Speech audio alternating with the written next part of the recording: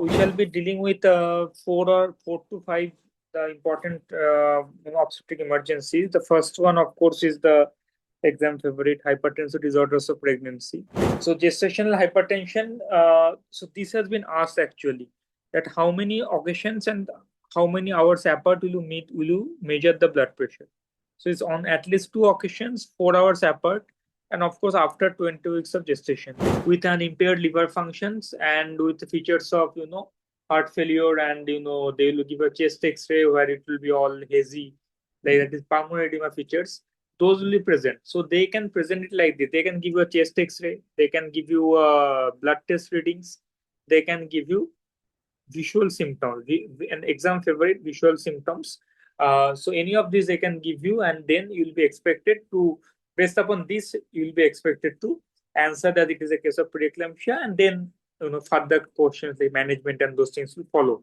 But the risk factors are, because they will give you one or two risk factors also, like a BMI of more than 30. I'm just highlighting the ones which have been asked: multifetal gestations, previous pregnancy with preeclampsia, assisted reproduction, very important. This is gaining much not gaining. It is a established feature because of the high incidence of infertility and these things. So assisted reproduction, that is one of the risk factors for preeclampsia. So admission to ICU features: pulmonary edema, sepsis, DIC. DIC is the main complication, and almost always, if it is a long case, DIC will be one of your sub cases for that case in your EDIC too.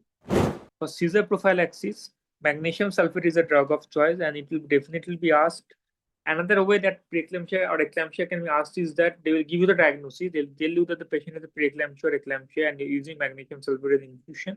The infusion should begin before surgery, and the rate is 4 to 6 grams IV loading, then 1 to 2 grams per hour. This dose is again asked in the exam. And infusion rates more than 2 grams per hour increase perinatal mortality. So it should not be more than 2 grams per hour. This is the maximum dose also. Early delivery, despite using 3 or more classes of antihypertensive, patient is still requiring more BP control, then early delivery needs to be done. Otherwise, there can be complications including placental abruption and DIC. Postpartum, the seizure prophylaxis needs to be continued for 24 hours. 25% of cases of eclampsia occurs in postpartum patients, so it needs to be continued. And seizures can develop up to 4 weeks after delivery. Management of patients is mostly supportive. If the gestational age is below 34 weeks, more than 34 weeks, always try to deliver the patient to maternal stabilization. If no, give a course of steroids, betamethasone, and delivery after 48 hours of that. So these are the risk factors: age more than 35 years, eclampsia, LUCS, multiple pregnancies, polyhydramnios. So these risk factors can be mentioned, and then the patient will present to you in a collapsed state. You need to diagnose that it can be amniotic fluid embolism. DIC is a key laboratory abnormality, so always need to rule that out, or better, if you suspect amniotic fluid embolism, you send the DIC panels, you send the TEG, ROTEM, whatever is available, and you arrange for the blood products and you try to transfuse it. And of course, you need an ABG to see the PO2, PCO2, and the metabolic acidosis.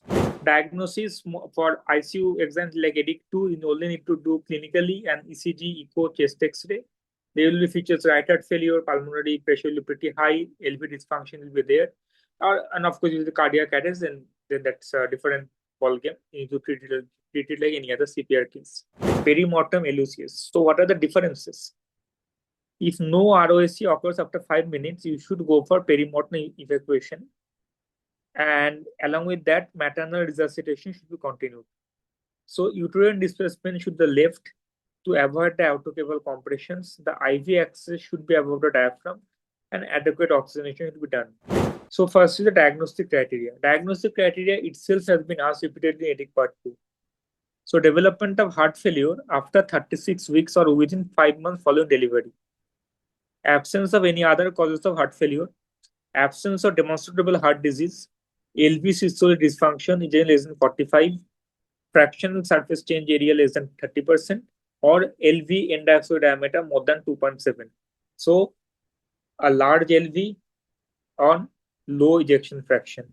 In no other cause of heart failure, no previous history of heart failure, and development of heart failure in last month of pregnancy. After 36 weeks, This is very crucial within 5 months after delivery.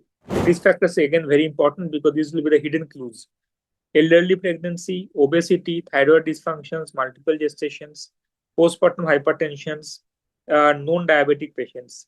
So elderly primary, diabetic patients, multiple gestations, and obese, high BMI. So if these things are there, always suspect an a postpartum cardiomyopathy. If it is a trauma, then of course, general surgeon opinion needs to be taken. Transfusion medicine or the blood bank, we've discussed that. If you think it's an infection, then ID, and of course the others, the nurses and the those who will give the blood product, those things. So it's a usually our hospital has got a PPH code. We just announce the code and the people on duty for that code for that day they come to the emergency. Otherwise, this team needs to be there.